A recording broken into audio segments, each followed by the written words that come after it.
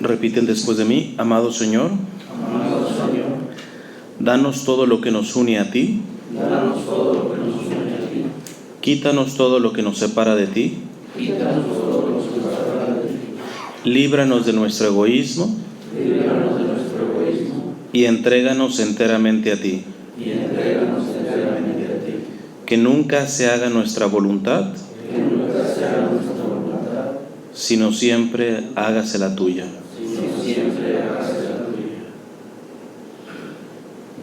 En nombre del Padre, del Hijo y del Espíritu Santo. Amén.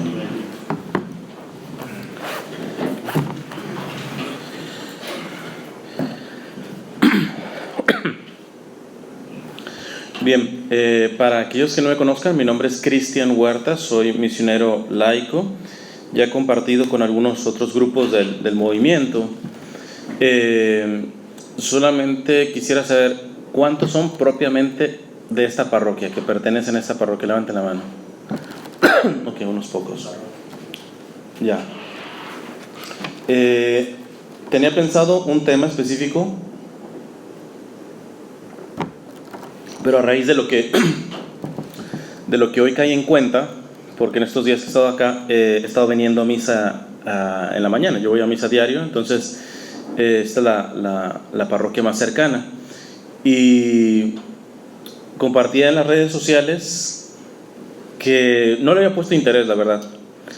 Después de la misa, el sacerdote, pues ya entra a la sacristía, la gente que está ahí, salvo en una ocasión, se pusieron después de misa a rezar el rosario. Pero generalmente se va toda, entonces yo me quedo solo, porque también, o sea, lo que tengo es misa diaria y al menos una hora más o menos de oración, si es posible delante del Santísimo, mejor. En este caso pues no está expuesto, pero está en el sagrario, y entonces pues estas veces la he estado haciendo después de misa. Entonces pues me quedo solo, y el sacristán, lo que pues cuando ven solo, pues empieza a apagar las luces, empieza a apagar todo. Y yo creo que la primera vez, por consideración, me dejó una luz prendida, que fue la que estaba directa al crucifijo. Al siguiente día, que fue ayer, ya me apagó todo. O sea, quedé a oscuras, apagó todo. Y hoy dejó prendido todo. Entonces esto, pues yo no le había puesto en cuenta, pero dado el clima hoy mismo, que estamos en pleno día de elecciones, y el clima social como se está poniendo no solamente en este país, sino básicamente en todo el mundo, principalmente en los países occidentales, precisamente caí en cuenta de algo. Si quieren, es una analogía muy sencilla, pero creo que nos puede ayudar a reflexionar a profundidad de estos tres eventos. Primero, solamente la luz en el crucifijo de la parroquia. Yo a todas oscuras. En ese momento personalmente no me incomodé, al contrario, casi le doy las gracias. ¿Por qué? Porque en general, si se fijan, las antiguas parroquias, las antiguas catedrales, que estaban mejor construidas en el sentido litúrgico de la palabra, es decir, eran iglesias, parecían iglesias, y te motivaban simplemente al entrar que estabas en un lugar sagrado. Y se fijan, las más antiguas suelen ser oscuras, porque en realidad la luz solamente entra por los vitrales. Y es curioso por eso que los vitrales son imágenes del Evangelio. Es como que la luz va enseñando también a través de los vitrales, ¿verdad? El arte sacro. Y por ahí alguna luz, pues, y más sobre todo cuando no existía electricidad. Entonces, la oscuridad en ese sentido, pues yo la tomé como un aspecto de decir, bueno, me va a servir más de recogimiento, menos distracción, me enfoco. Me hubiera gustado que estuviera enfocado más en el sagrario que en el crucifijo, pero finalmente el crucifijo pues ayuda, y no vi más allá. Pero hoy que hago una reflexión de estos 3 días, de lo que pasó, primero al crucifijo, después a plena oscura y después exceso de luz, vamos a tomar una reflexión a partir de esto. Y la primera cosa es que llego a la conclusión de que nuestra sociedad, nuestro mundo se ha oscurecido. No por completo, pero sí que se ha oscurecido. Sí se ha oscurecido. Y la oscuridad viene principalmente ¿de quién? Del maligno, del demonio. Básicamente del maligno y del mundo. Hay 3 enemigos que tiene nuestra alma: mundo, demonio y carne. No voy a dar el tema de explicarlo todo esto. El demonio no creo que necesite presentación. Pero el mundo, a veces creemos que el mundo puede ser el planeta, y no. El mundo es la tendencia que va en contra de Cristo. Es la tendencia de la cual se favorece el demonio, que va en contra de Cristo. Esa tendencia la pueden agarrar personas, empresas, políticos, etc. ¿Cómo identificarlo? Pues precisamente si va en contra de lo establecido por parte de Dios. Ahí la cosa habla de que alguien que menciona mucho ese término es el Papa Francisco, ¿verdad? Una espiritualidad mundana, una fe mundana, y usa mucho el término mundano, mundo, etc. Entonces, pero lo estamos entendiendo en el correcto sentido de la palabra a nivel espiritual. No se está hablando del planeta, no está hablando de las cosas, sino está hablando de una tendencia que va en contra de Dios, del plan de Dios. Y que los que se dejan embabucar por esa tendencia, evidentemente van a ir en contra de Cristo, y de eso ¿de quién se beneficia? Se beneficia el demonio, ¿verdad? Entonces, sí, se ha oscurecido, se ha ido oscureciendo, tanto que el Papa Benedicto XVI a los jóvenes en la Jornada Mundial de la Juventud en Madrid les llegó a decir que si ellos no tenían el doble de la fe de sus padres, no iban a soportar la corriente. Entonces, en ese sentido, fíjate, levante la mano aquí los que tienen hijos. No me respondan. ¿Sus hijos tienen el doble de fe de ustedes? Porque si no la tienen, fíjate, ya vamos tarde. O sea, el Papa te está diciendo, el Papa Benedicto, alcanzaba a contemplar, esto se está oscureciendo. Todavía se alcanza a ver a Cristo. Poquito, pero se alcanza a ver. Y si no, pues bueno, su movimiento de alguna manera muestra un poco a Cristo a muchos de ustedes por primera vez. Quizás ustedes estaban de a tiro en pura oscuridad y alcanzaron a ver al Señor. ¿Por qué? Porque todavía hay este movimiento y hay otras iniciativas de la iglesia que muestran un poquito, que son como ese foco que dirige la atención hacia Cristo, ¿va? Pero no nos podemos mentir. Fuera de yo estar viendo el crucifijo ese día, lo demás yo no lo veía. Estaba completamente oscuras. Solamente era la luz que estaba pegando en el crucifijo. En esa etapa yo creo que estamos.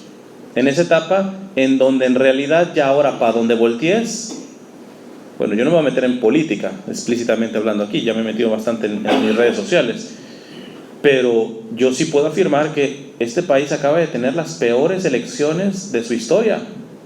Ni de dónde agarrar. Y lo bueno eran algunos pequeños partidos que ni promoción, y a veces la gente ni sabía que existían. Es decir, la luz era muy pequeñita. Es muy pequeñita. Entonces, se ha oscurecido por el mal. Y eso ha venido por obra del demonio, del maligno, y ha venido por obra del mundo.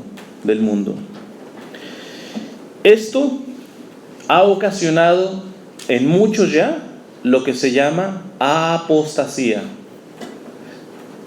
¿Alguien sabe lo que es apostasía? Renegar de la fe, exactamente. Ojo, los ateos no necesariamente son apóstatas, porque si siempre han sido ateos, no han renegado de lo que no han tenido. La apostasía está aplicando ¿a quiénes? A los que tenían fe. Un apóstata es alguien que llegó a tener la fe y que ahora reniega explícitamente de ella. Y eso es lo que ha ocasionado las tinieblas del mal. Ha generado apostasía entre los creyentes. entre los creyentes. Y hay muchas maneras propias de generar esa apostasía. Por ejemplo, hay personas que dicen, no, yo sigo creyendo en Dios, pero ya has renunciado a la fe católica explícitamente hablando. Ese es un tipo de apostasía, aunque no lo quieras aceptar. O que te vas a otra iglesia, otra religión, etc. Es decir, que las tinieblas te ganaron,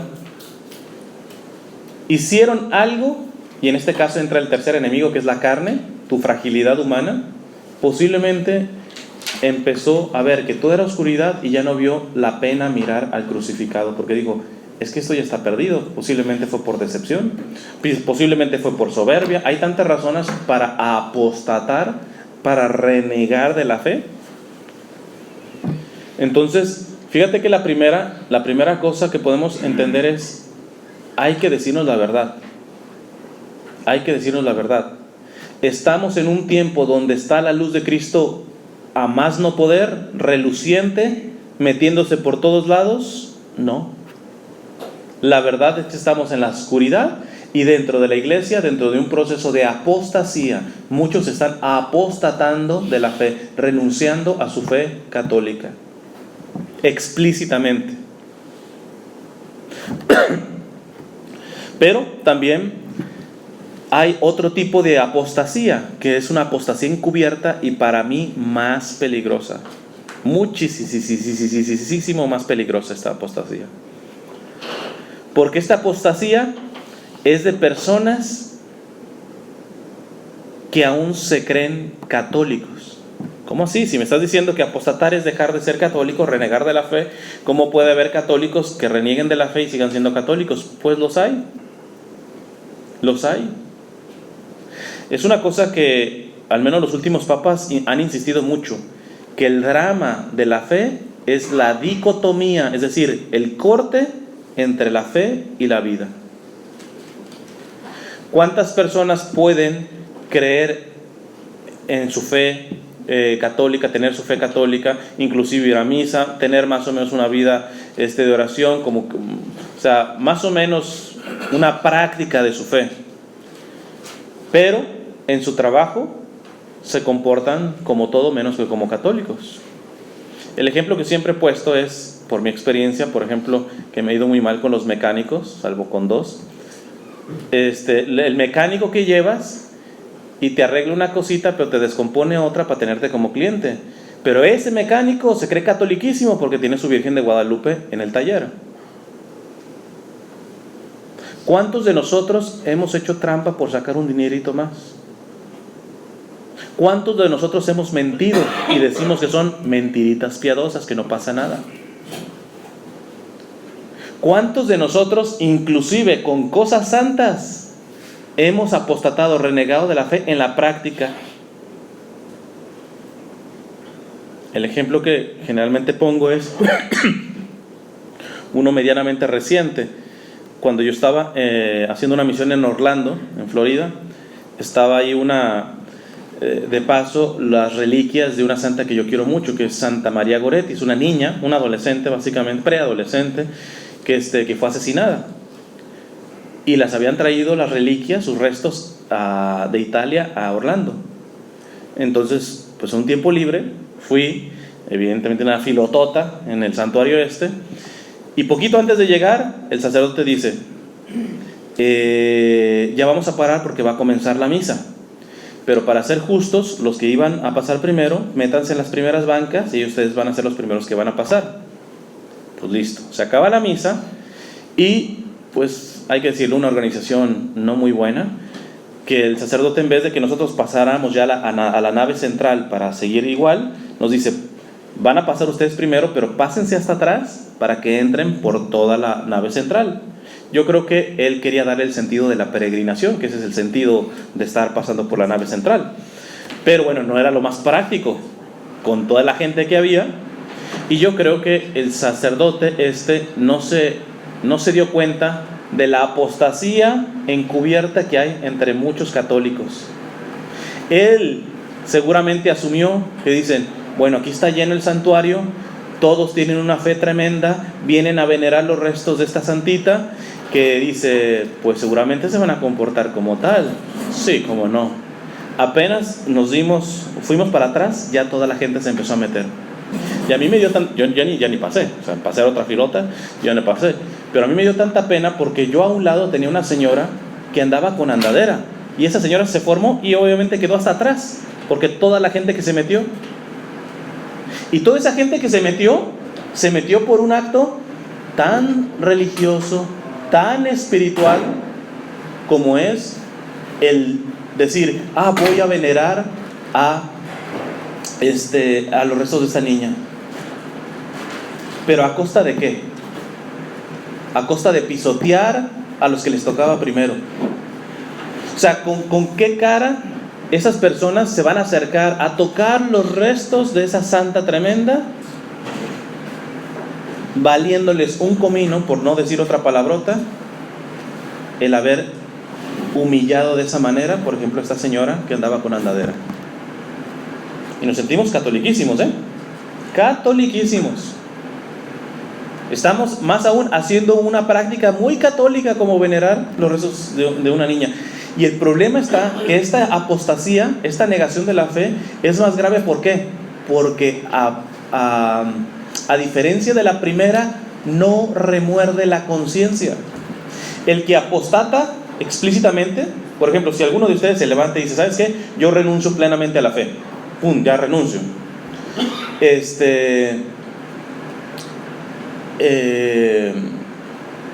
Se va.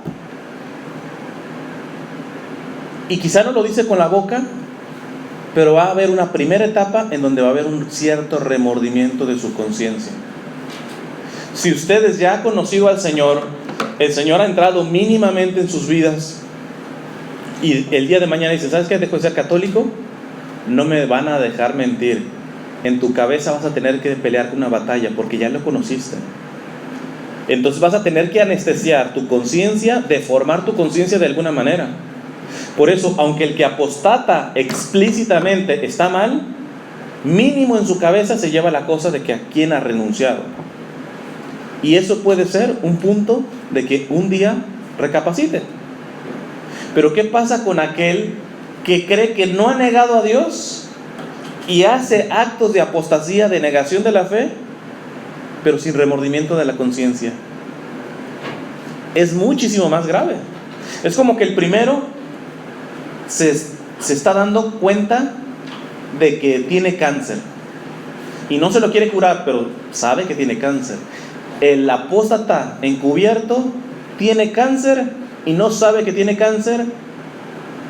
Imagínate, ¿cuál de los dos? Los dos tienen cáncer, los dos están mal. Los dos, al fin y al cabo, apostasía.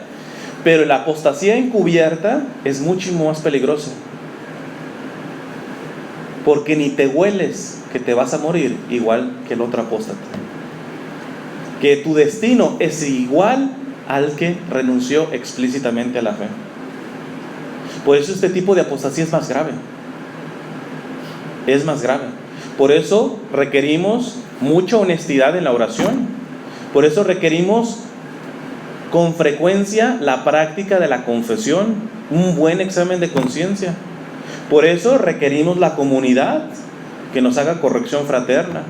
Por eso requerimos tantas cosas, vida eucarística, vida de oración, porque si no, se nos duerme el gallo creyendo que somos buenos, creyendo que estamos del lado de Cristo, y en verdad no. Hay una cosa que de un santo que yo admiro mucho, que se llama San Juan María Vianney, el santo cura de Ars. Tremendo, santazo. Y una vez, leyendo uno de sus sermones, yo como que no estaba del todo de acuerdo con él. Él es durísimo al predicar, Yo por lo general tengo fama de predicar duro, pero no le llego ni a los talones de la manera como predicaba el cura de Ars. De hecho, hubo alguien que grabó en audio en algunos de sus sermones. Pongan en YouTube sermones del santo cura de Ars y pues nomás se pone en casco porque se avienta piedras al por mayor y te dice las cosas. Dice, y te vas a ir al infierno. Hoy hasta los sacerdotes les da miedo mencionar, ya no que te digan te vas a ir al infierno, mencionar el infierno, ¿no? No va a estar la gente, etc. Y sin embargo el cura de Ars llegó a tener unas conversiones tremendas en la gente. Pero este sermón dije, bueno, aquí así se pasó, porque el cura de Ars dice esto: un consejo te voy a dar, elige una opción de estas dos y no des marcha atrás. ¿Cuáles son esas opciones? Dice el cura de Ars: o con Dios o contra Dios. Hasta ahí yo estoy bien. Lo que no me hacía clic es y no des marcha atrás. Yo decía, ¿cómo un sacerdote puede recomendar a una persona que, imagínense, que una persona por necia diga, me pongo del lado del enemigo? El cura de Ars le dice, ¿sabes qué? Ya del lado del enemigo, no te salgas de ahí, quédate ahí. Yo decía, eso no es una actitud de un sacerdote tiene que buscar la conversión, etcétera. ¿Cómo es posible que si la persona elige irse del lado del enemigo, cómo es posible que le recomiende que no dé marcha atrás? A mí no me hacía clic hasta hace poco tiempo que dije, para cómo están. Por eso el Papa Benedicto nos decía, atentos con los signos de los tiempos. Yo no sabía que por esta parte entraban. Yo creo que si cerramos y van a poner un mensaje, porque si no va a estar un poco complicado. Entonces, a ver, me perdí un poco. En el caso de aquellos que niegan la fe porque están del lado del demonio, tienen una ventaja.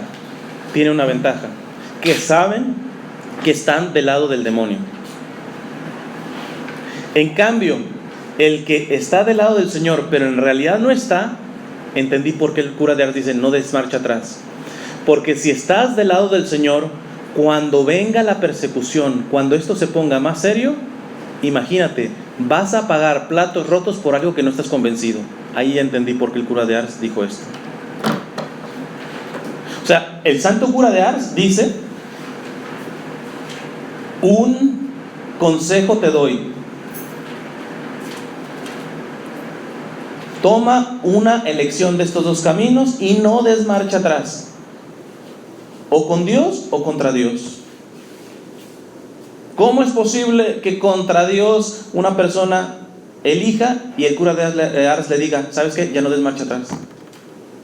Pues sí, eso se entiende cuando venga la persecución, cuando esto se ponga bueno, cuando está todo tranquilito,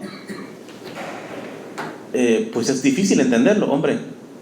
Hay que darle chance a que el que eligió a Satanás, estar del equipo de Satanás, pues que tenga chance para regresarse. Y yo creo que el cura de Ars, sí, de hecho, es uno de los santos más famosos que pasaba horas y horas en el confesionario. O sea, no era alguien que decía, las personas que están con Satanás, ahí ya condenadas, no den marcha atrás. No. Él como sacerdote estuvo dando horas y horas y horas de su vida en un confesionario. Yo creo que esas palabras del santo cura de Ars estaban aplicados a los momentos de crisis, a cuando se viene la guerra, a cuando se viene la persecución, porque ahí sí, toma una de las dos, o contra Dios o con Dios, punto. Y no des marcha atrás, porque si estás con Dios y en realidad no estás, te van a tocar las escupidas, te va a tocar el maltrato, te va a tocar que te quiten de tu empleo, y en el peor de los casos te va a tocar lo que están pasando nuestros hermanos sirios y Irak, que te corten la cabeza. Oye, que te pase todo eso sin estar convencido del bando en el que te metiste, eso sí es masoquismo. O sea, mejor pásate del lado del enemigo. Los apóstatas encubiertos, tienen ese peligro. Creer que están del bando del Señor, pero en realidad no están. El problema está, ¿y por qué es más grave? Porque el cáncer que tienen, que es la apostasía, a diferencia de los que han apostatado voluntariamente, estos no lo reconocen, no se dan cuenta del cáncer que tienen. Y eso es oscurecer. Eso es oscurecer. Uno creyera, y cuidado con esto, sería la oración del fariseo, que la tuvimos hace unos domingos atrás. Cuidado con aquellos que ya han hecho su retiro y están perseverando en este camino, y aunque de palabrita dicen, no, yo no soy mejor que los demás, te empiezas a creer mejor que los demás. Empiezas a creer que tú eres menos pecador que los demás. Les digo por qué. Porque si uno no tiene la memoria muy bien, como decía el Papa Francisco, de dónde nos sacó el Señor, este tipo de comportamiento nos puede enceguecer si nos llega a pegar este virus o este cáncer de la apostasía encubierta. Nadie es inmune a este virus. El problema no es que te pegue, el problema es que no lo identifiques. El problema no es que te pegue cáncer, sino que no lo identifiques porque te estás muriendo. Y todo esto es oscurecerse. Entonces esto yo hago la analogía como ese primer día. O sea, el sacristán me apagó todo, pero mínimo había la luz que iluminaba el crucifijo de su parroquia. Y ahí está la clave. Confrontarse con Jesús. Estar delante de Jesús. Esto lo vengo diciendo prácticamente ya en todas las charlas, sea de lo que sea, porque estamos ya en tiempos complicados, O sea, ya vamos tarde y vienen tiempos peorcitos.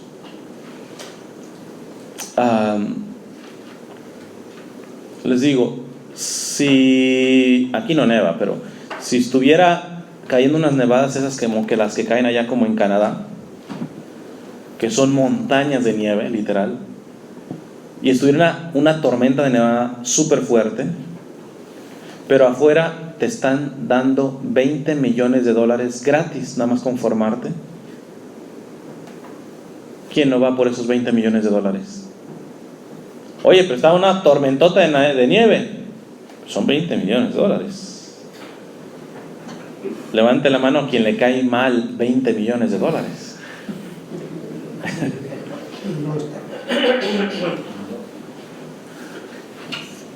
Y acto seguido, yo pregunto, ¿la presencia de Jesús Eucaristía vale más o menos que $20 millones? ¿Vale más o menos que 20 millones? Más. Y si vale más de $20 millones, la pregunta es, ¿vamos todos los días a misa? No me respondan para que no se den color, pero... Ok. Estás súper ocupado, tu trabajo no te permite ir a misa, pero desde tu trabajo tú anhelas ir todos los días a misa. Haces desde tu trabajo una oración uniéndote a la misa que esté celebrándose en ese momento y haces una comunión espiritual. Porque Dios no te va a dar la gracia de que puedas ir a misa todos los días si tú ni siquiera lo deseas, si tú no lo añoras. Yo he conocido casos de personas que añoraban, deseaban, y Dios les responde su oración, encuentran otro trabajo y para acabarla les pagan hasta más y les da chance de ir a misa todos los días. Pero hagamos a un lado esto. Bueno, está bien, el horario, pero todos los días tienes un momentito delante de Jesús Eucaristía. No, en mi parroquia no le exponen. Bueno, está en el sagrario. No, pues está cerrada la iglesia. Bueno, yo me arrodillo fuera de la iglesia. Finalmente ya está dentro. Si estamos viendo que se está oscureciendo todo y realmente no estamos enfocados en Jesús, solamente creemos en nuestra mente que estamos centrados en Jesús, que Jesús es nuestro Señor, etcétera, pero es pura palabra,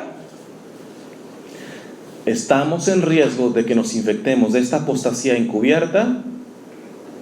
Y recuerden que es más dañina que estar apostatando conscientemente. No estoy exagerando. En estos tiempos y sobre todo en los que se vienen, se necesita urgentemente vida eucarística diaria. Quizá para ustedes no les parecería exagerado estar saliendo todos los días a recoger $20 millones gratis. Y yo me admiro cuando a veces los que ponen peros a esta recomendación que yo vengo haciendo son gente de la propia iglesia, y hasta a veces sacerdotes.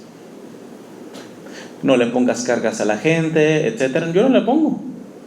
Yo nomás les digo dónde está la meta. Yo sé que cada quien lleva su proceso. Hay alguien que ni siquiera va los domingos, pues tendrá que empezar con la misa de los domingos. Hay uno que ya no falla en la misa del domingo, podrá agarrar una misa dentro de semana, etcétera. El nivel de cómo crecen en vida eucarística diaria se los dejo ya a su conciencia, a su vida de oración. Si tienen un director espiritual lo consultan con él, etcétera. Pero yo te tengo que decir el objetivo. Y el objetivo es, si no estamos teniendo vida eucarística diaria, no vamos a pasarla. La oscuridad ya es demasiada, tan demasiada como ese día, porque yo no veía absolutamente nada más que el crucifijo, porque estaba la luz ahí prendida nada más. Pero para donde mirara ya no se veía nada. Así estamos. Se está apagando la luz. Todavía lo tenemos. El año de la misericordia en el que estamos está a punto de acabarse. El año de la misericordia es una bendición. Porque ¿qué es la misericordia? El amor de Dios que nosotros no merecemos. Miserere significa miserable y cor cordis viene de corazón. Dios ama al miserable, al que no se lo merece.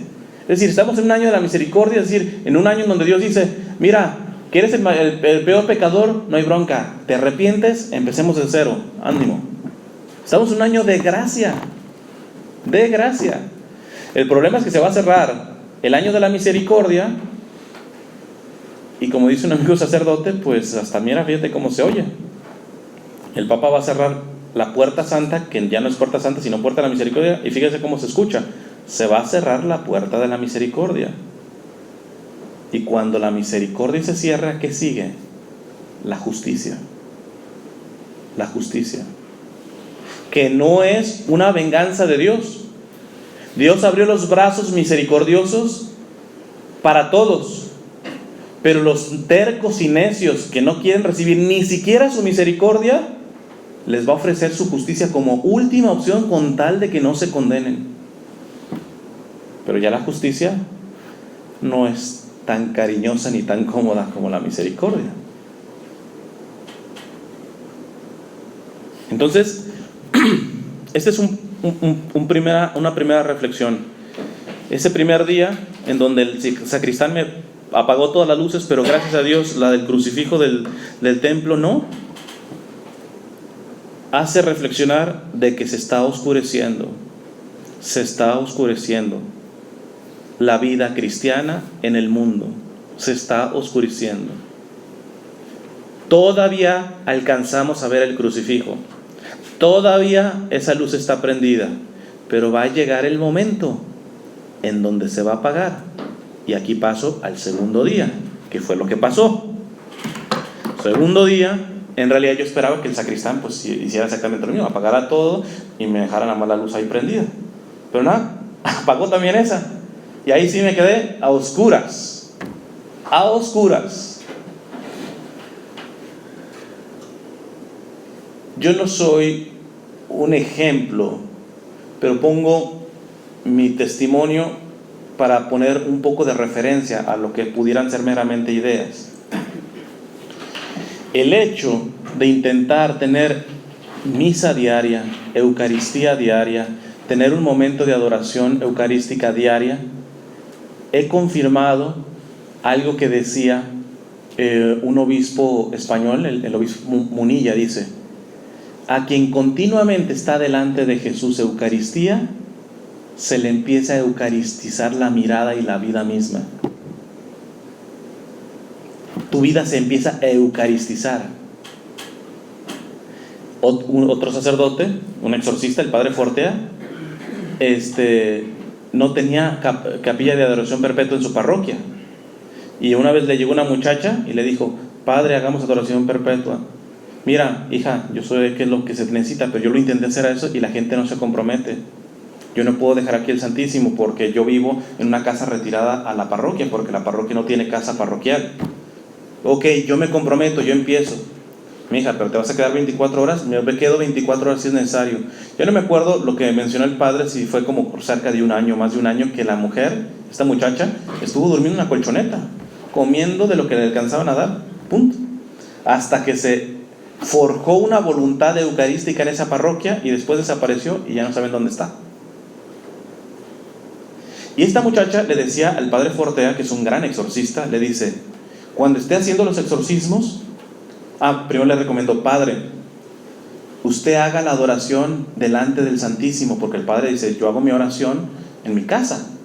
Sí tengo algunas imágenes, pero mis momentos de oración pues los tengo allá, porque pues yo no estoy todo el tiempo en la parroquia precisamente por la distancia. Y le dice, no, exponga el Santísimo, así sea en su casa, pero exponga el Santísimo y ore sus ratos de oración, en el caso del padre Fortea, 2 horas, en diferentes momentos, pero 2 horas, cumple de diarios, y dice, y ore delante de Jesús expuesto en la Eucaristía. Y dice, vi el efecto de que la oración tenía más provecho que no hacerla delante de Jesús Eucaristía. Y yo los reto. Yo cuando lo escuché de él, empecé a analizar y sí, ya es mucha ventaja, no estoy minimizando, que tú todos los días ores en tu cuarto. Finalmente el Señor dice, cuando quieras orar, entra a tu cuarto, cierra la puerta y tu Padre que está en el secreto te recompensará. Ya es mucha ventaja, que te pongas a orar con tu esposa, con tus hijos en tu casa. Es muchísimo, no estoy minimizando para nada esto. Pero tu oración personal, cuando la empieces a hacer delante de Jesús de Eucaristía, vas a ver la calidad de lo que pasa en ti. No es lo mismo. Simplemente no es lo mismo. Y el padre lo empezó a detectar. Entonces esta muchacha le llega a decir, ahora padre, cuando haga el exorcismo, muchas veces le recomiendo que mejor cierre sus ojos y como ya tiene grabada la imagen de Jesús Eucaristía en su cabeza, empiece a hacer adoración a distancia en este sentido cuando está haciendo el exorcismo. Y dice el padre, increíble la efectividad del exorcismo cuando hago eso. Entonces les digo, yo no soy ejemplo, me falta mucho. Pero cuando me apagaron las luces, no me frustré. Porque tengo tan grabadas las imágenes de un crucifijo, porque están en tantas iglesias, etc. Tengo tan grabada la imagen de Jesús expuesto en el Santísimo por las capillas de adoración perpetua en las que voy, al menos en donde vivo, que tú dices, es que una vez apagada la luz, está grabado, está en mi mente. Además, sé que estoy delante del sagrario, no veo ni el sagrario porque está todo oscuro. Pero es el impacto de estar llevando vida eucarística, aunque te apaguen la luz, no te dejan en oscuridad, espiritualmente hablando. Esa es la paradoja, eso es lo increíble. Aunque te apaguen la luz, aunque todo se vuelva oscuro, es imposible que apaguen la luz que tú has dejado entrar de Dios. Es imposible. Y esa es la segunda reflexión. Cuando nos lleguen a apagar la luz, ¿será que tú gritas, mamá? Como tu hijo, cuando le apagas la luz quizá, porque le tiene miedo a la oscuridad. ¿O te quedas con la serenidad de decir, no veo nada, pero te he estado viendo tanto tiempo que estás grabado? La luz que yo recibí de ti está tan profundamente en mi corazón, en mi mente, en mis sentidos, en mi voluntad, que así el mundo se llegue a poner totalmente oscuro, no me matan, no me quitan la paz. Uno creyera, oye, pero te estás poniendo un poco riesgoso, porque ¿será que Dios permite que apaguen su luz también por fuera? Porque uno podría decir, el primer día, imagínate, pues podrá ser, aunque el sacristán me apague todo, Dios hace valer su voz y dice, la luz que me alumbra a mí, o la luz que doy, esa no la apagas, mijito. Uno podría interpretar eso el primer día, así que me pasó. Espérate, pero en segundo, el poder del sacristán apagó la de él. Y uno diría, ¿cómo es posible que Dios haya permitido eso? Estoy hablando analógicamente, simbólicamente. Y uno podría decir, ¿será posible que Dios permita que apaguen su luz por completo? ¿Por completo? Yo te pongo 2 textos del Evangelio y tú me contestarás. Primero, Jesús se dejó apagar la vida en la cruz y estar en oscuridad por 3 días. ¿Sí o no? Sí. No significa que los otros, que los malos, que los dueños de la oscuridad tengan más poder. Jesús dice, ustedes no me matan, yo entrego la vida y la recobro cuando yo quiera. Pero Jesús permitió un grado de oscuridad bárbaro, como es el haber matado al Hijo de Dios. Su grupo es muestra de eso. ¿Cuántos estaban apasionados por la luz del Señor? Increíble, tenían su esperanza. Y murió. ¿Y qué le estaba pasando a los discípulos de Emaús? Una decepción. ¿Por qué? Porque se dieron cuenta que apagaron la luz completita. En vida, muchos quisieron apagar la luz del Señor. Le dijeron demonio, la calumnia, etcétera, etcétera, etcétera. Pero unos poquitos decían, alcanzaban a ver un poco. Pero aquí no lo apagaron. Se acabó. Ya, vámonos. Para nuestro pueblo mejor. Se acabó esto. Oscuridad completa. Posiblemente eran discípulos que estaban ejerciendo un tipo de apostasía encubierta. Creían que creían en el Señor, pero no era la realidad. El segundo texto para saber si el Señor podría permitir que la humanidad llegue a estar en una oscuridad completa en la fe es aquel texto donde Jesús dice, cuando regrese el Hijo del Hombre, ¿encontrará fe en la tierra? No responde, ¿verdad? Oye, ya la preguntita está medio como para que te temblen las piernas, ¿no? Cuando regrese en mi segunda venida, ¿será que encontraré fe? Ya nos está avisando cómo se va a poner la cosa. Ya nos está avisando cómo se va a poner la cosa. Y finalmente, pero ese es otro tipo de oscuridad, Dios no solamente, en estas 2 primeras, que son oscuridad del maligno, Él las permite, en su sabiduría. Las permite no porque la oscuridad sea más fuerte que Él, sino porque sabe que muchas veces necesita dejar que la oscuridad entre para poder vencer con mayor fuerza y ver quién está con Él y quién no está con Él. Pero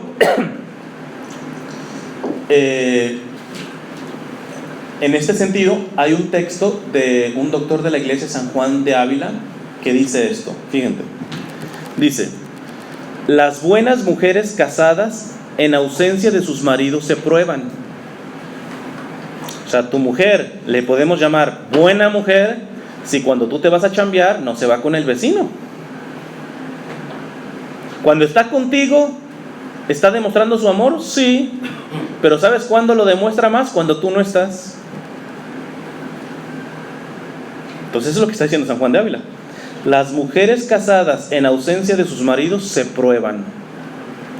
Y las buenas hijas en ausencia de sus padres. No es que quiera quitarles la imagen que tengan de sus hijos, pero ¿ustedes creen que sus hijos se comportan igual cuando están con ustedes que cuando ustedes no están? Yo trabajo con jóvenes y adolescentes, y si supieran, o sea, yo no puedo revelar cuestiones de ellos porque sería algo privado.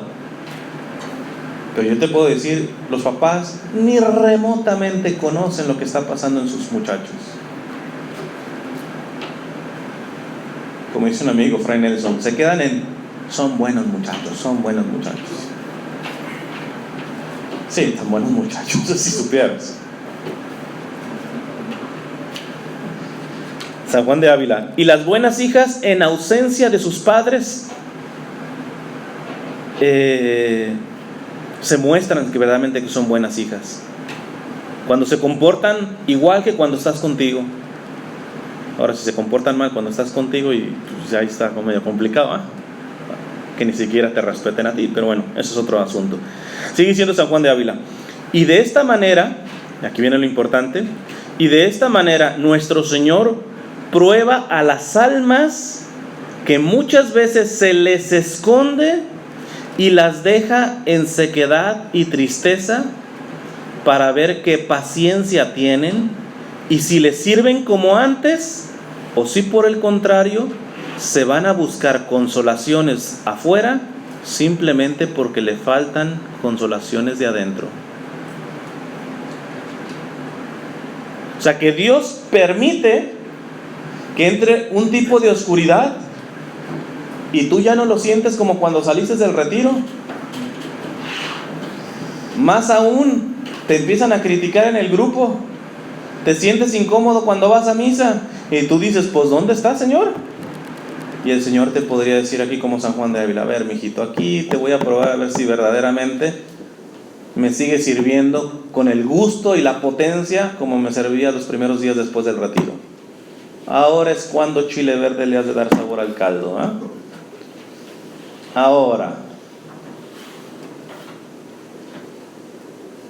Entonces podemos encontrar esa sabiduría de Dios, que no es que deje que las tinieblas ganen, porque Él truena los dedos y a Dios demonios, infiernos y todo. ¿Qué le cuesta?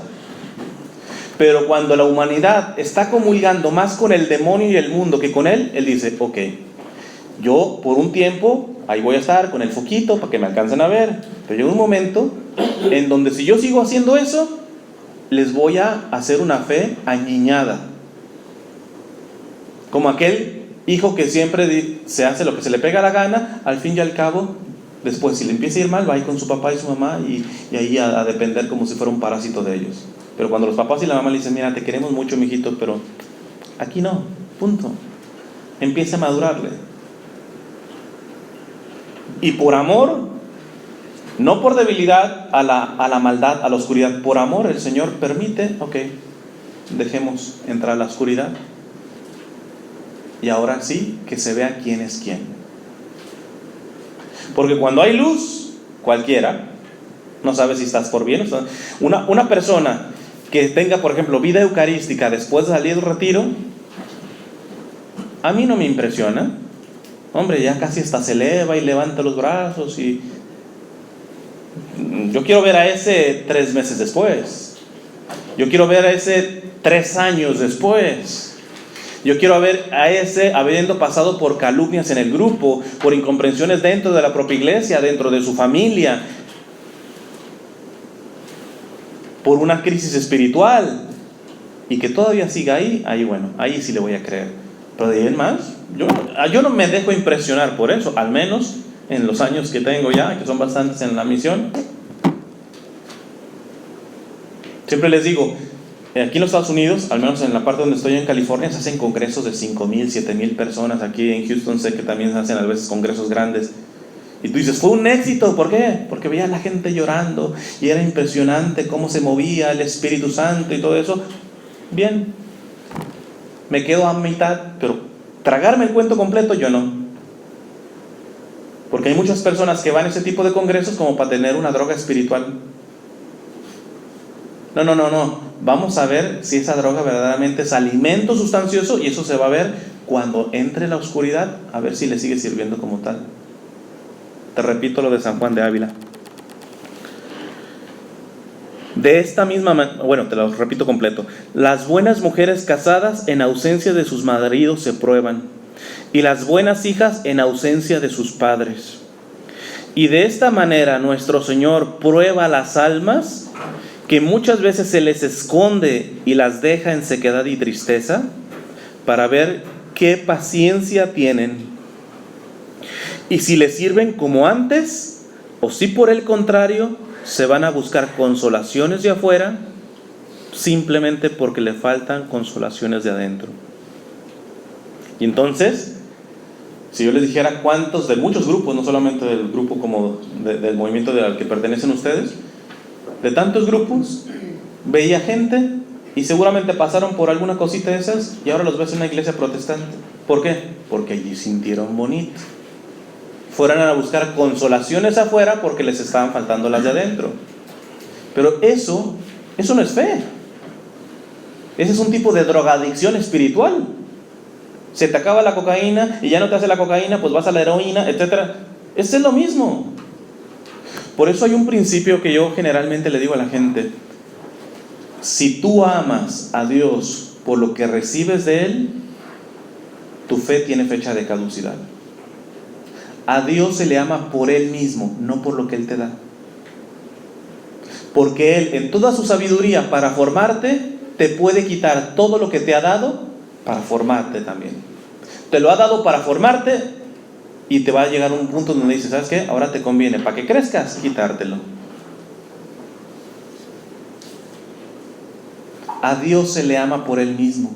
El que ama a Dios por Él mismo, no por lo que recibe de Él, pues Señor, cuando tengo, cuando no tengo, enfermo, en salud, en todo, no hay problema. Yo te amo a ti, Señor.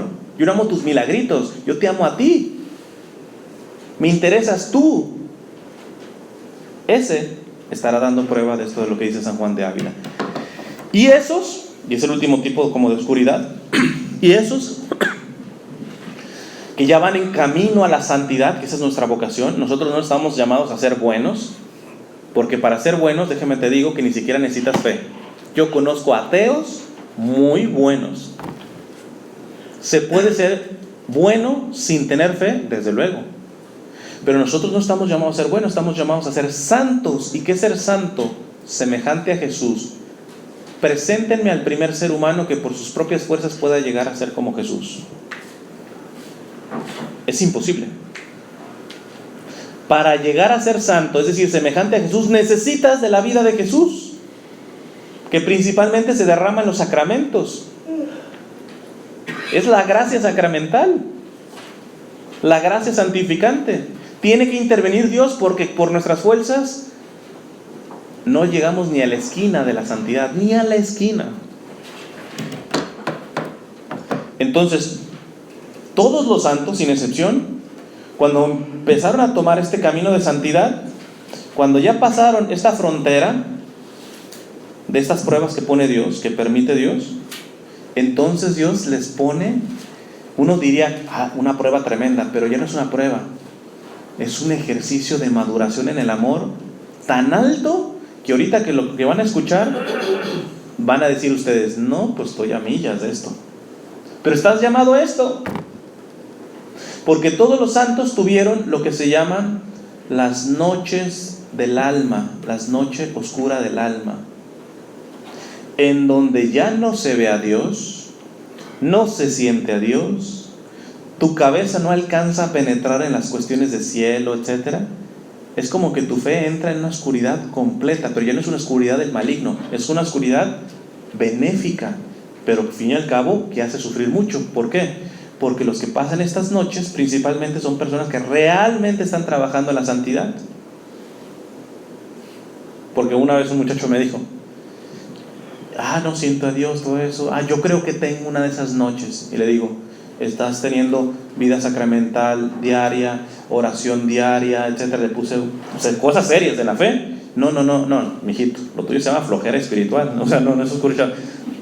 O sea, no sientes ni ves a Dios ni tienes nada por el estilo porque pues eres un flojo espiritualmente. No. Esta noche es de personas que le están siendo fieles al Señor, que ya le dieron prueba de lo que está diciendo San Juan de Ávila. Esa ya la pasaron hace rato. Que ya le dieron prueba de que, Señor, aunque no sienta, soy fiel a ti. Hay como una certeza, pero esa certeza Dios se las quita.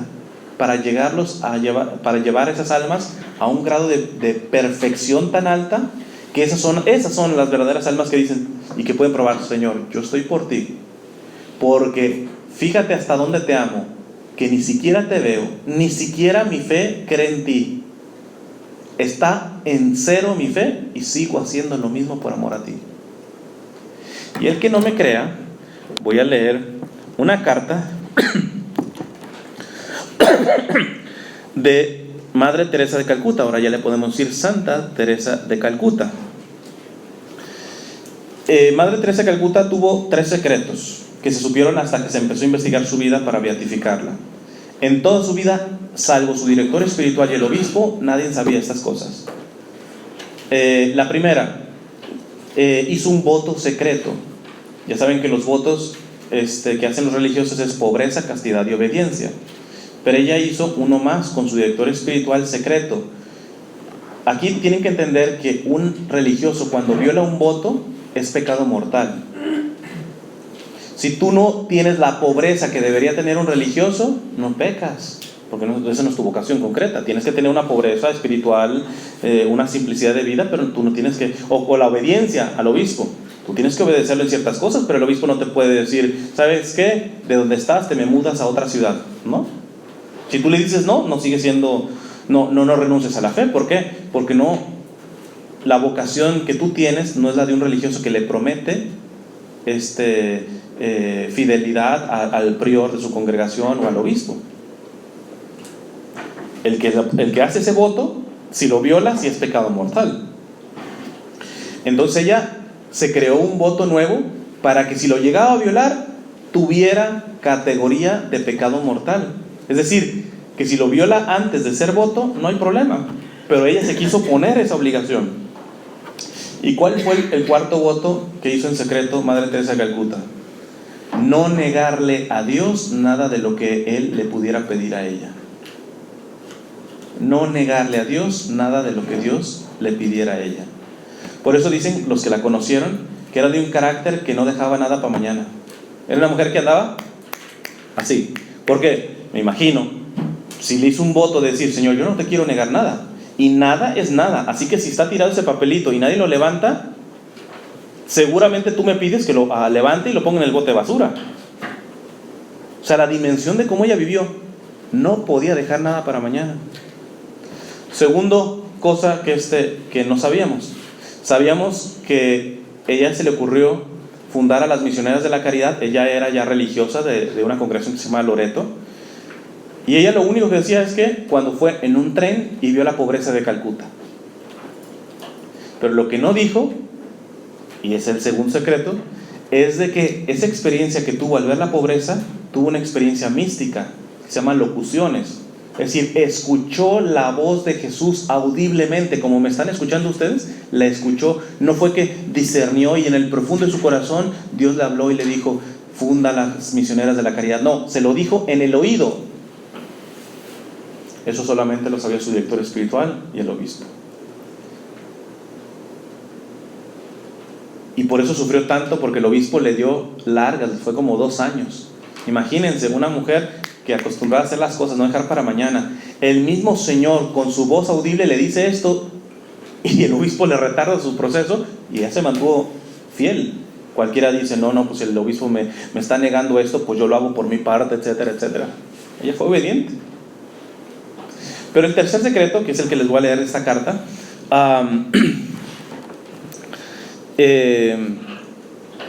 tuvo su noche oscura del alma, esa que les mencionaba. Y su director espiritual le dijo: ok, necesito que me diga más o menos por qué está pasando, porque cada noche oscura es diferente, de acuerdo a la providencia de Dios. A unos santos les da una noche de esas terribles, y los deja en ellas. Por ejemplo, Santa Teresa del Niño Jesús murió con esa noche. A otros se las acorta, otras no tan densa, etc. Entonces cuando dijo su director espiritual: explíqueme más o menos cómo está pasando esto, ella le dice: no, para mí es muy doloroso.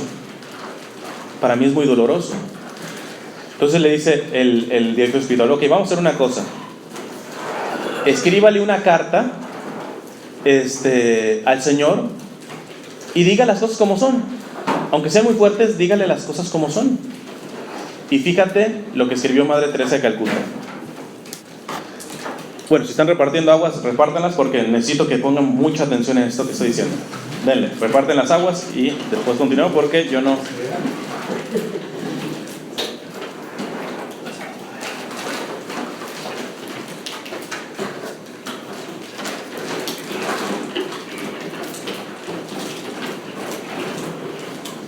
Es más, es hasta benéfico que estén repartiendo aguas porque van a necesitar tomar bastante después de leerla.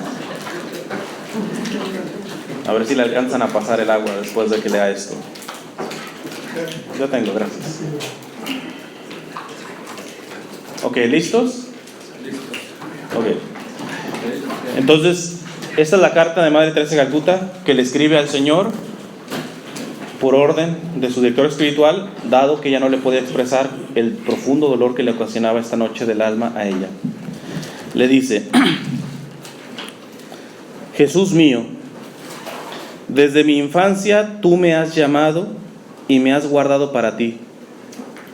Y ahora, cuando ambos hemos tomado el mismo camino, ahora Jesús, yo voy por el camino equivocado. Dicen que la gente en el infierno sufre un dolor eterno por la pérdida de Dios. Resistirían todo ese sufrimiento si solamente tuviesen un poco de esperanza de poseer a Dios. En mi alma siento precisamente ese dolor terrible de pérdida. Esto es muy fuerte lo que está diciendo. Lo que está diciendo, en el infierno, si los condenados en el infierno tuvieran la mínima esperanza, como que les dijeran, no es seguro, pero posiblemente 300 billones de años después Dios pueda perdonarlos. Eso ya eliminaría el sufrimiento del infierno. Esa pequeña esperanza. Pero no la tienen los del infierno. Ellos saben que por toda la eternidad estarán condenados. De ahí la desesperación de las almas que están en el infierno. Saben que jamás podrán salir de ahí. Y de Madre Teresa de Calcuta dice que es semejante a lo que está pasando. Fíjate que ese dolor del alma, esa oscuridad, era tan profunda que se sentía literalmente en un infierno. Y ella dice: en mi alma siento precisamente ese dolor terrible de pérdida, de que Dios no me quiere, de que Dios no es Dios, de que Dios realmente no existe. Sí, lo está diciendo Madre Teresa de Calcuta, de que Dios realmente no existe. Jesús, por favor, perdona mis blasfemias. Se me ha dicho que lo escriba todo. Esta oscuridad que me rodea por todas partes, no puedo elevar mi alma a Dios, no entra luz alguna ni inspiración en mi alma. Hablo del amor a las almas, del amor tierno a Dios. Las palabras pasan a través de mis labios y anhelo con profundo deseo creer en ellas. ¿Para qué trabajo tanto si no hay Dios? Si no hay Dios, no puede haber alma. Si no hay alma, entonces Jesús, tú tampoco eres verdadero. Cielo, qué vacío, ni un solo pensamiento del cielo entra en mi mente, pues no hay esperanza. Tengo miedo de escribir todas las cosas terribles que pasan en mi alma, te deben herir. En mi corazón no hay fe, ni amor, ni confianza. Hay tantísimo dolor, el dolor del anhelo, el dolor de no ser querida.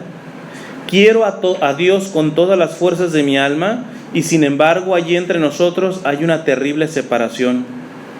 Ya no rezo más. Aquí es una mala traducción porque no es que ella haya parado de rezar.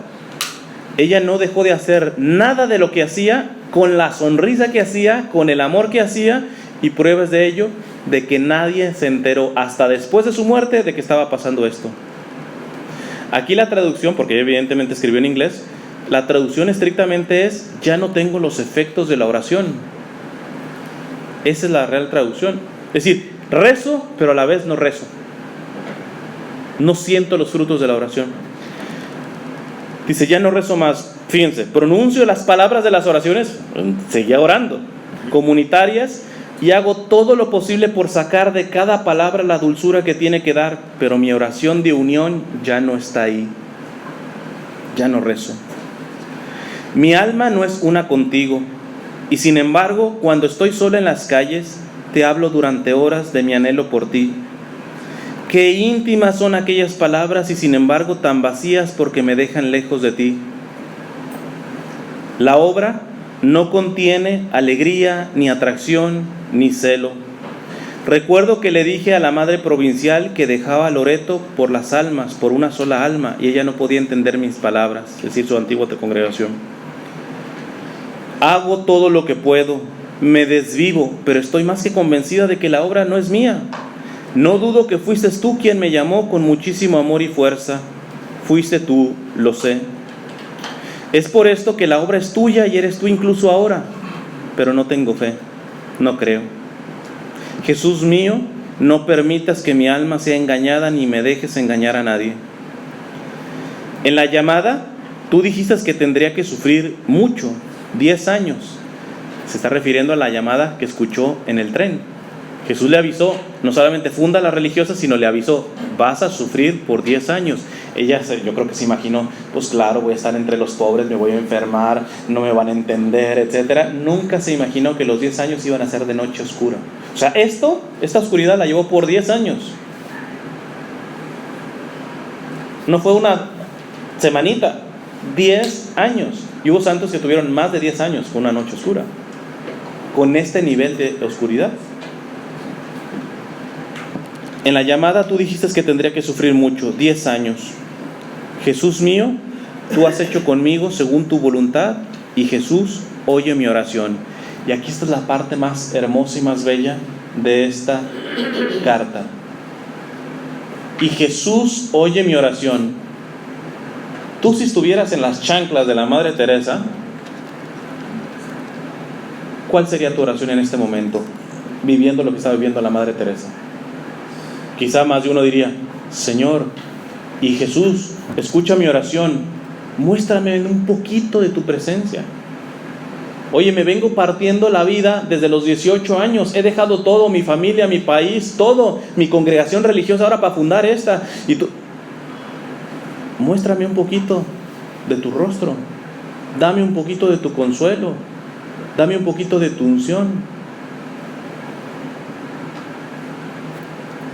Aquí sí amárrense los pantalones, porque fíjate la oración que hace Madre Teresa en este contexto. Y Jesús, oye mi oración.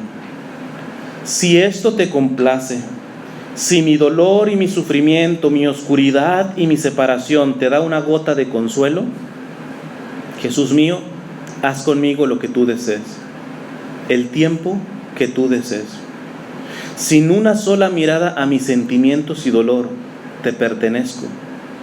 Imprime en mi alma y mi vida los sufrimientos de tu corazón. No te preocupes por mis sentimientos, no te preocupes ni siquiera por mi dolor. Si mi separación de ti lleva a otros a ti, y en su amor y su compañía encuentras alegría y placer, entonces Jesús, estoy dispuesta con todo mi corazón a sufrir lo que sufro, no solo ahora, sino por toda la eternidad, si esto fuera posible. Tu felicidad, Jesús, es lo único que quiero. Por lo demás, por favor, no te molestes, inclusive si me ves desmayar de dolor. Es mi voluntad. Quiero saciar tu sed con cada gota de sangre que tú puedas encontrar en mí. No me permitas que te haga daño de ninguna manera. Quítame el poder de herirte. De corazón y con toda el alma trabajaré para las hermanas, porque son tuyas, todas y cada una son tuyas. Te suplico solo una cosa. Por favor, no te preocupes por volver pronto. Estoy dispuesta a esperarte toda la eternidad. Y ella afirma, tu pequeña. Este nivel de amor a Dios, ¿quién lo tiene aquí? ¿Quién a lo menos aspira a tenerlo? Y Madre Teresa de Calcuta era tan humana como tú. No nos digamos mentiras. Aquí estamos como varones y yo les digo las cosas claras.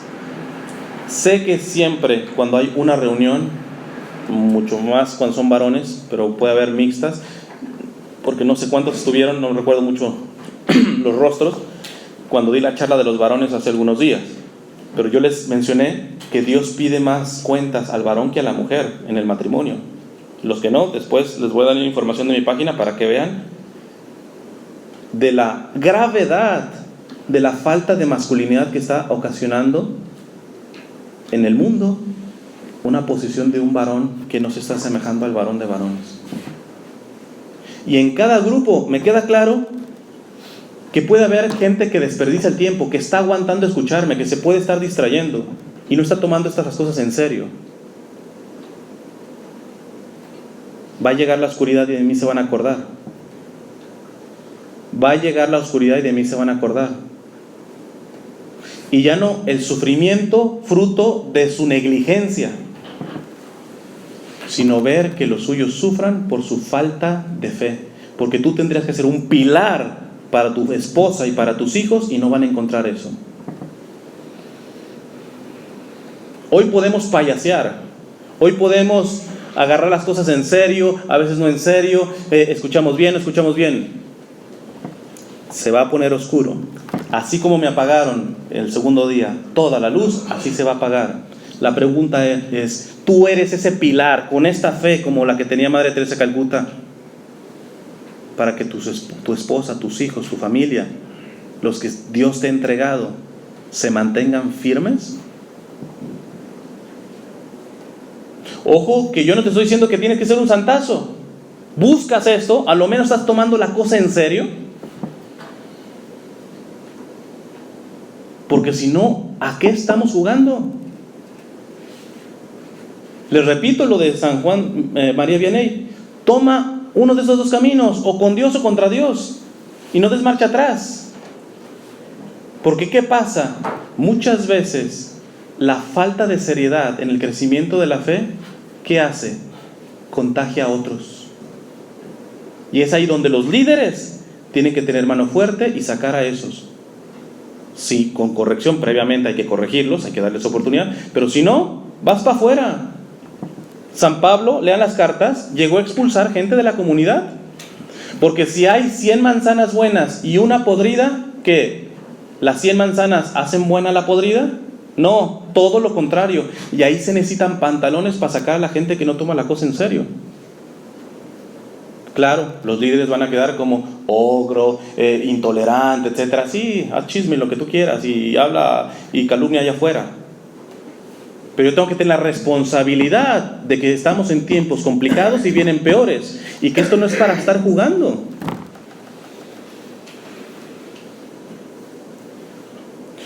Yo cuando me toca organizar a mis retiros, que está todo en mi dominio, generalmente son de silencio total. Total. No se puede ni siquiera hablar entre los que están haciendo el retiro. Y una de las cosas que yo les digo es, si tú no quieres tomar en serio el retiro, mínimo guarda el silencio para que no le afectes el silencio al otro que sí lo quiere tomar bien. Porque el problema es que cuando no se toman las cosas en serio, si todavía quedar solamente en ti, pues dale. Pero siempre que no se hacen bien las cosas, te llevas entre las patas a otros.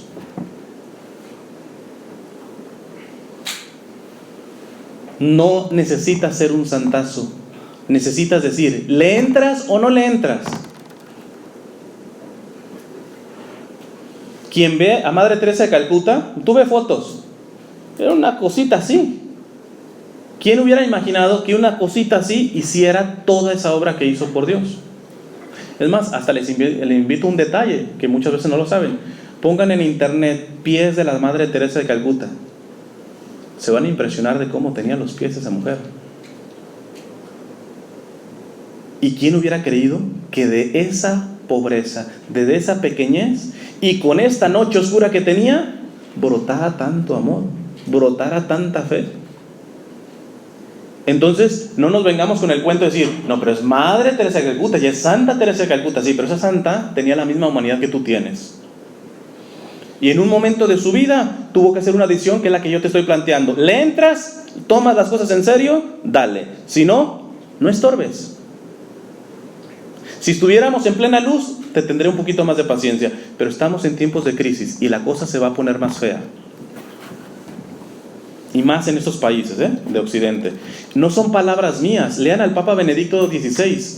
Lo viene anunciando y desde los 70, la iglesia del futuro va a ser una iglesia más pequeña pero más auténtica.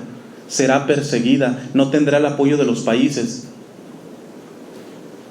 Un obispo de Irak, con toda la persecución que están pasando, lo dijo hace como 2-3 años. Lo que estamos pasando nosotros pronto lo verán ustedes. Quiero que te pongas en los zapatos de una mujer que los islamistas radicales le han matado a su esposo, le cortaron la cabeza a sus hijos y la pusieron en un parque, y a ella la van a tomar como esclava sexual, y necesitaba nada más negar su fe. Ponte en los zapatos de esa mujer. Está pasando hoy,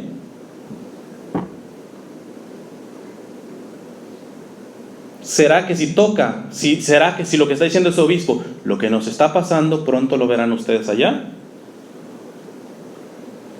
¿Será que tenemos la seriedad en la fe como para responder a eso? O sea, nuestros hermanos católicos en Siria y en Irak nos están dando una cátedra de lo que es estar bien plantado en la fe, y nosotros comiendo mocos, capeando moscas. Y ellos son tan humanos como tú, y ellos tienen tantos problemas como tú,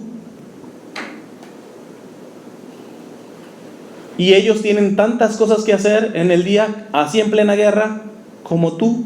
Te pongo un ejemplo porque conozco gente que está allí misionera en Siria. Dice una religiosa de allá, bueno, ella es argentina, pero ellos trabajan con estudiantes. Dice, el primer año de guerra en Siria se cerraron las escuelas, pero el segundo año la gente empezó a salir. Y claro, tienen que esquivar balas y tienen que ver un montón de cosas.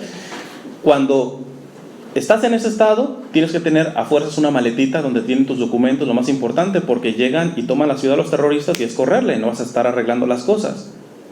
Y se fue alarma falsa. Nos dijeron, y toda la gente salió corriendo, de que habían tomado el barrio donde estábamos los terroristas. Y entonces pues, yo fui por mis muchachas de la universidad, y entonces una de las muchachas se regresa a agarrar sus apuntes. Le dice, ¿a qué horas vas a agarrar tus apuntes? Estamos corriendo. Y le dice, no, madre, es que si pasamos de esta, el lunes tengo examen. Ve la seriedad, en plena guerra, la seriedad como toman hasta las cosas de su vida diaria. No, es que si pasamos de esta, el lunes tengo examen. Quizá tú y yo como estudiantes, o hasta tus hijos, dejamos las cosas al final, no lo tomamos en serio, al final copiamos, hacemos algo, le regalamos una manzana a la maestra, algo hacemos. Y ellos que tendrían el pretexto, no lo hacen. Toman las cosas en serio de toda su vida porque están tomando en serio su fe. Les bombardearon la catedral, 400 muertos. Después de que recogieron cuerpos y pedazos de cuerpo, la gente de la catedral donde atienden esta congregación, que es fundada en Argentina, el Instituto del Verbo Encarnado, dice, la gente limpió, los jóvenes ahí los veías limpiando, y fueron a decirle a nuestro sacerdote, ¿y no va a celebrar la misa? Hombre, aquí llueve. Ya dices, no está lloviendo, mejor vamos después. Allá les cayó una bomba que mató a 400.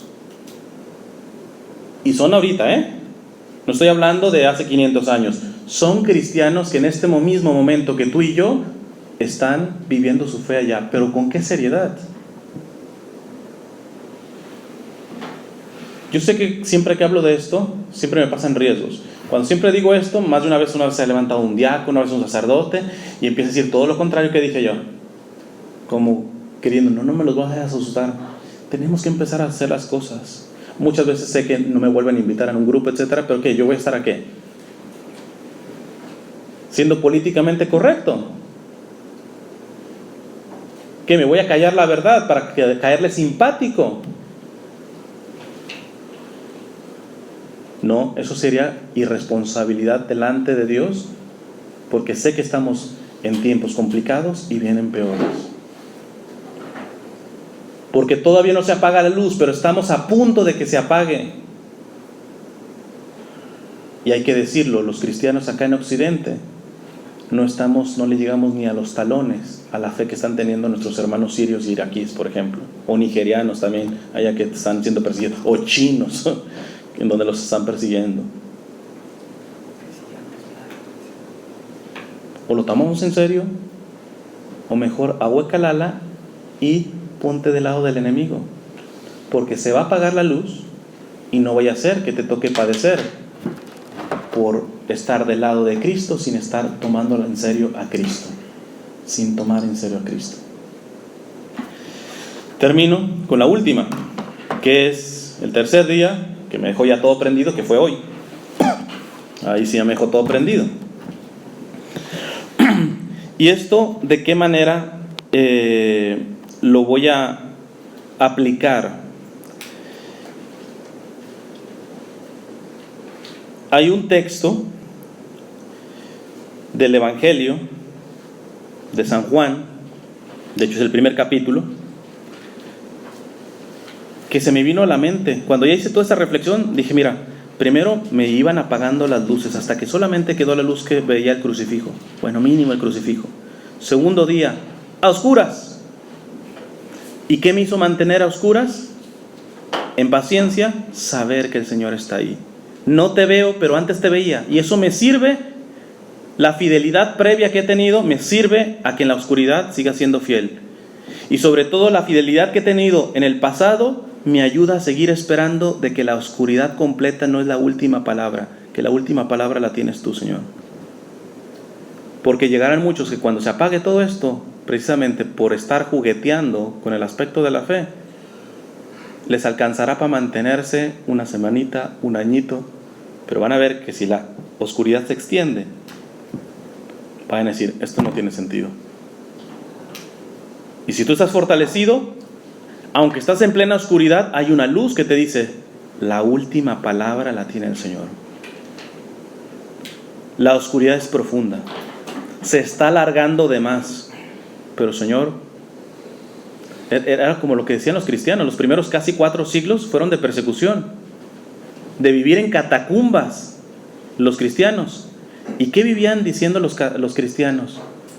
Maranatá, que significa, ven Señor Jesús. Era esa luz, es decir, sabemos que tu segunda venida, sabemos que lo que tú has prometido, aunque no veamos de por dónde sale esto, la última palabra la tienes tú. De hecho, está en la última parte del Apocalipsis. Es curioso que así cierre la Biblia. Ven Señor Jesús. Ven Señor Jesús. Lo decimos en la misa y después de la consagración, dice el sacerdote, este es el sacramento de nuestra fe. ¿Qué respondemos?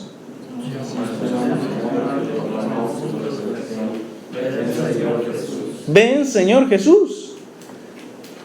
Ahora el problema es que si tú te metes en el catecismo, te dice que la segunda venida del Señor no podrá pasar sin antes venir una cosa que se llama la gran tribulación. Porque una vez me dijeron en las redes sociales, porque yo estoy diciendo, a mí me urge que ya se apaguen las luces. Yo oro para que se apague pronto la luz. Y entonces alguien me decía, ¿cómo es posible que desees eso? Eso no es cristiano. ¿Qué quieres, que nos vengan ya a cortar las cabezas? Ojalá nos vengan pronto a cortar las cabezas. Ojalá que esto se ponga duro, rápido. Eso no es de cristiano, ¿cómo puede ser el mal? Bueno, no estás ni leyendo la Biblia ni el catecismo. ¿Tú quieres que venga el Señor? Sí. Pues para que venga el Señor tiene que venir la gran tribulación. Así que cuando tú le estás diciendo, ven Señor Jesús, estás diciendo también, venga la gran tribulación. Pero ¿por qué nos da miedo aquí? ¿Por qué nos da miedo? Porque nuestra fe no está sólida en Él. Cuando pusieron la segunda bomba en Bélgica, después de lo de Francia, un terrorista escribió una cosa, son unos locos, hay que decirlo, pero dijo una verdad completísima. Este terrorista de ISIS, después del atentado en Bélgica, dijo, ustedes nos pueden bombardear y véanlo ustedes, seguimos comiendo, nuestras mujeres siguen preparando la comida, nuestros niños siguen jugando. Nosotros les ponemos una bombita y se llenan de terror, cierran las fronteras, alarma roja, etc. ¿Y saben por qué? Porque Dios no está de su lado, está de nosotros. Evidentemente Dios no está del lado de sus locos, pero ¿será que está del lado nuestro? Nos orinamos cuando escuchamos esto. La hermana esta que está en Siria dice que la otra vez a los jóvenes le decían que entren y nos corten la cabeza, no vamos a negar nuestra fe, no le tienen ya ni miedo.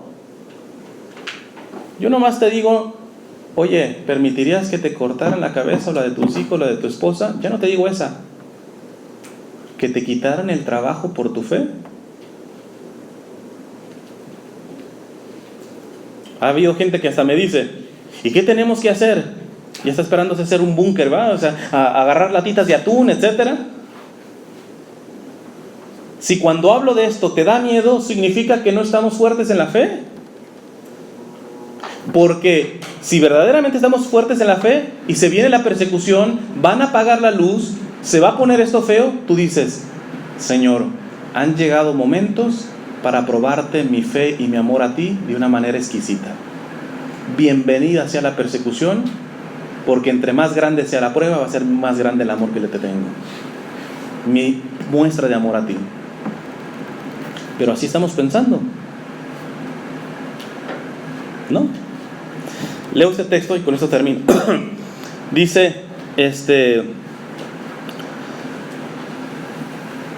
en el primer capítulo del Evangelio de San Juan, en el principio existía la palabra, y la palabra estaba junto a Dios, y la palabra era Dios.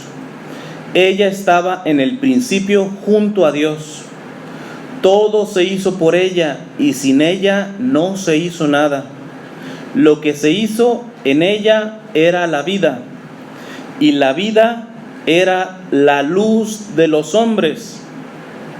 Y la luz brilla en las tinieblas, y las tinieblas no la vencieron. Y las tinieblas no la vencieron. En segundo día, pues aquí el sacristán ahora sí me dejó a todas oscuras. Cuando apaguen la luz, si tienes verdaderamente una fe sólida y fuerte, eso te va a mantener. Y te va a mantener el saber que llegará el momento de luz para los que estuvieron del bando de la luz. Y va a llegar ese día, como el día de hoy, en donde no me apagó la luz a medias, ni me la apagó completa, sino me dejó toda la luz encendida. Ahora sí que tenían luz de más. Pues llegará ese momento para los que han creído en el Señor, para los que confiaron en el Señor. ¿Por qué? Porque la luz brilla en las tinieblas y las tinieblas no la vencieron. Sigue diciendo Juan, hubo un hombre enviado por Dios, se llamaba Juan el Bautista. Este vino para un testimonio, para dar testimonio de la luz, para que todos creyeran por él. No era la luz, sino que debía dar testimonio de la luz. La palabra de la luz verdadera que ilumina a todo hombre viniendo a este mundo.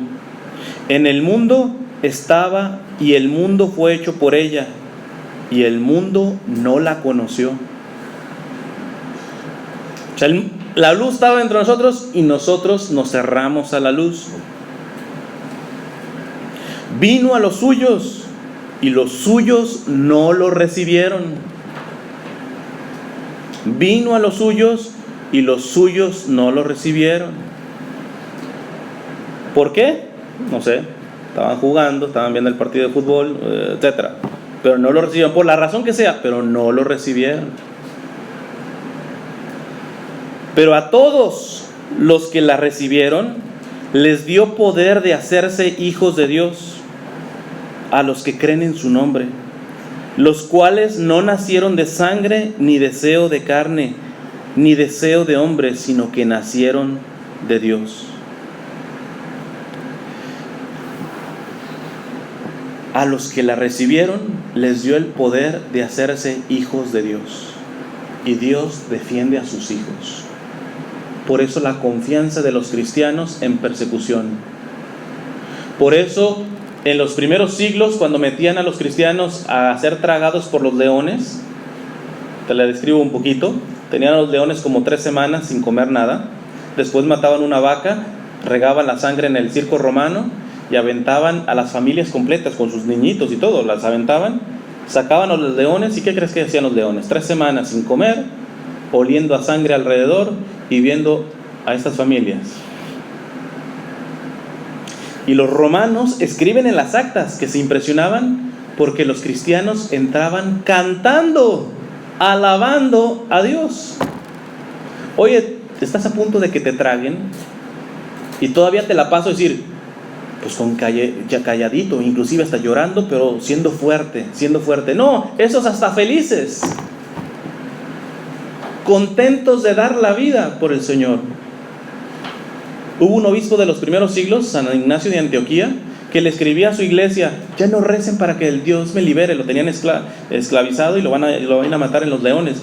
Y él le decía a su comunidad: no recen para que Dios me libre de esto. Yo quiero que los leones me trituren como yo trituro el cuerpo del Señor cada vez que comulgo.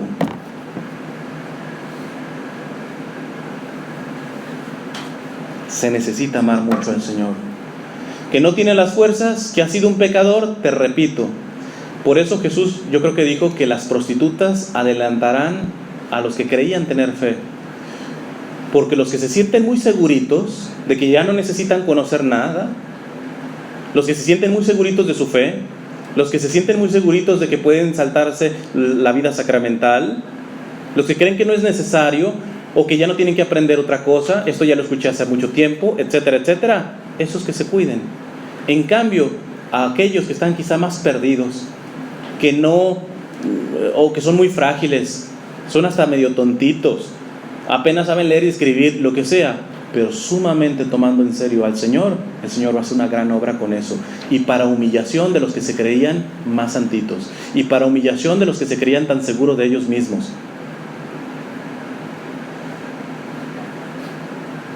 ¿De cuáles somos? Se las dejo al costo. Vamos a hacer una oración. Cierren sus ojos. En nombre del Padre, del Hijo y del Espíritu Santo. Amén. Te damos gracias, Señor, por este día. Te damos gracias por este país que bien o mal nos ha acogido. Hoy ha sido un día muy importante para esta nación y tenemos que reconocer que viene una gran oscuridad para esta nación, una oscuridad que posiblemente yo he cooperado también con mi cristianismo falso, con mi cristianismo a medias, con mi masculinidad de a medias, con mi apostasía encubierta. Pero todavía estamos en el año de la misericordia, Señor. No permitas que lo desaprovechemos estos pocos días que quedan. Viene el tiempo de la justicia. Viene el tiempo de que vayan a apagar las luces completas. Fortalece nuestra fe. Fortalece la fe de mis hermanos, principalmente que tienen familia. Porque ellos van a tener que ser faro, luz, pilar para sostener la fe de su esposa y de sus hijos. Quita de nosotros toda niñería espiritual. Hanos entregados, firmes delante de ti. Queremos ser varones en semejanza tuya, el santo varón. Repiten después de mí: amado Señor, danos todo lo que nos une a ti. Quítanos todo lo que nos separa de ti. Líbranos de nuestro egoísmo. Y entréganos enteramente a ti. Que nunca se haga nuestra voluntad, sino siempre hágase la tuya. En nombre del Padre, del Hijo y del Espíritu Santo. Amén.